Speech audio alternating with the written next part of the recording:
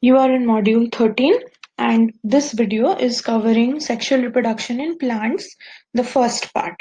The role of meiosis in formation of the pollen grains which will contain the male gametes of the plant later. So before we understand how the pollen grains are formed, we need to go back to our basics, that is understand and recall the structure of a typical flower.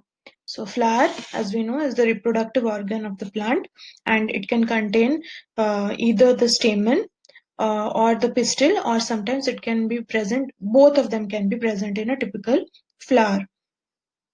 So here, since we are talking about the formation of pollen grain, which is actually a part of the male part of the flower, so we are going to study about how the plant produces its male gamete. So the male part of the flower is the stamen, and the stamen comprises of the anther on the top part and a stalk called the filament. The anther contains certain structures which are tiny spherical cells and they are called the microspores. We are going to study further details about them in this video lesson. So before we plunge into understanding pollen grain formation, this is a table for you to recap the typical structure of flower. So once again, our focus in this video would be about the things that are going on in the stamen of the flower, that is a male reproductive organ. So where are these pollen grains formed?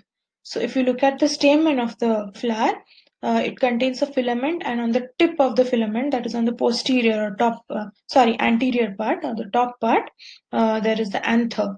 If you cut the anther in the section shown here, that is horizontally, you can see that the anther contains four pouch-like pockets, and these pocket structures are called the pollen sacs. And inside these pollen sacs, you will find pollen grains. So exactly if I want to know where the pollen grains are developing, it is inside these pollen sacs. Here you can see a more magnified diagram of what happens what do you see when you take a section of the anther. So you can see the anther has four pollen sacs, and inside these pollen sacs are tiny cells. These are single cell spore mother cells, and they are also called microspore mother cells. They are diploid in nature, that is, they have two sets of chromosomes. Then you can see the structure denoted by the green color. This is called the tapetum. The tapetum lines the pollen sacs, and the function of the tapetum is to provide nourishment to the microspore mother cells as they are growing. The outer lining of the pollen sacs, that is outside to the tapetum, is called the epidermis. And in the center, you can see I have circled in red, is the vascular bundle, which contains xylem and phloem, that will bring nourishment to the anther. So by now you got an idea that it is the anther inside which the male gamete, or to be more precise, the pollen grains are formed. And the male gamete has something to do with the pollen grain. We will see how. So first thing that happens is, let us understand the stages in pollen grain formation. So inside the spore sac, that is the pollen sac, you will see lots of microspore mother cells which are diploid. Now let's see what happens to one microspore mother cell, and the same thing will be happening with all of the microspore mother cells. There are tens and thousands of these microspore mother cells in each pollen sac. So let's look at what's happening here. Let's take one diploid microspore mother cell. This undergoes the first cell division, that is a meiosis. One single meiosis leads to formation of a tetrad. A tetrad is a group of four haploid cells. So after a complete meiosis, the diploid spore mother cell becomes four haploid tetrads. Now these tetrads will separate and they will undergo mitosis. They will all undergo mitosis. Let's see what happens in one case. So let's take this one. When this cell from the haploid tetrad undergoes mitosis, its nucleus will divide into two, and each of these nucleus are just exact copies. One of the nucleus will be called the generative nucleus, and the other one, remember, both the nuclei have same number of chromosomes here because they have divided by mitosis. And this structure that is coming from the tetrad, separating from the tetrad, now can be called as the pollen grain. Okay, so now you can pause the video and again recap all the steps that leads to formation of the pollen grain. Now let's dive into detailed structure of the pollen grain. So the pollen grain, once it is fully formed, and now we can call it a mature pollen grain that you have, it has two coatings or two layers of coverings. The outermost layer is a thick and tough one called the exine, and the inner layer is the intine. Internal to the intine is the cytoplasm of this pollen grain, and inside the cytoplasm there are two nuclei, as you saw. These two nuclei are exact copies of each other. One is the generative nucleus and the other one is called the tube nucleus. You will know why they are called so. Now here comes the major factor where students mainly make mistake. So I want you to pause after I explain this and take notes of what I'm just explaining now. Remember that the pollen grain itself is not the male gamete. The pollen grain contains a tube nucleus and a generative nucleus. Now, this generative nucleus is the nucleus which will further split and or divide again mitotically to form two male nuclei or two male gametes. So these nuclei will later on develop into cells and become male gametes. So we must understand that the pollen grain contains the male nuclei or the male gamete of the flower, but the pollen grain itself is not the male gamete.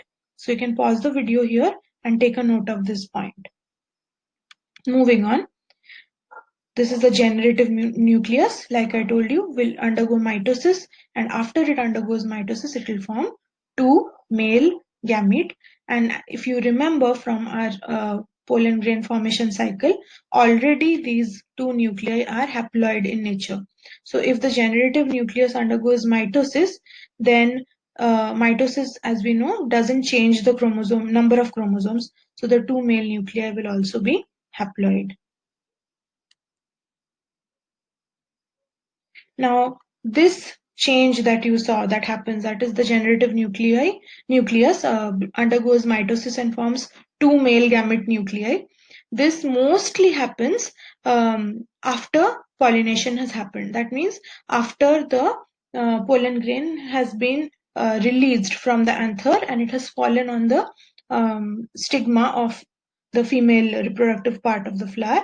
After that, this change happens. So that means inside the anther, the pollen grain is still in this stage. That is, the generative nucleus has not divided yet. As soon as the pollen falls on the stigma after pollination, that is, it will divide into two male nuclei, the generative nucleus. So this is what I was talking about. What happens when all the pollen grains have one generative and one tube nuclei? So that means the pollens are mature. So now the pollen sac, the whole anther will just burst open or split open. And when it splits open, the pollen grains will get released. When they get released, uh, two things can happen. Either wind can do the pollination or insects will help in the pollination. So when the insect comes to feed on the nectar of the flowers, say, the pollen grains will stick to their wings or their hairy legs and appendages. And when this insect will sit on another flower, there is a high possibility that it will dust the pollen on the stigma of the female reproductive organ of the flower. So let's look at the summary. The male gametes are nuclei which are inside the pollen grains, which are made in the anther of a flower. Inside the anther, pollen mother cells divide by meiosis to form four haploid cells. We call them tetrad. The haploid cells will then further divide their nuclei, but by the process of mitosis. And then they will form two haploid nuclei in each cell. Now, these cells are known as the mature pollen grains. One of the nuclei in these mature pollen grain is a generative nucleus, which will fuse with the female nucleus to produce a diploid zygote. So here there is a detail lacking, that is, this generative nucleus will further undergo mitosis and form two male nuclei. And out of those two male nuclei, one will fuse with the female nucleus. The other nucleus, that is a tube nucleus, actually is going to form the pollen tube after pollination processes happen. So that's all about development of the pollen grain, which will give rise to the male gamete in plants. Thank you.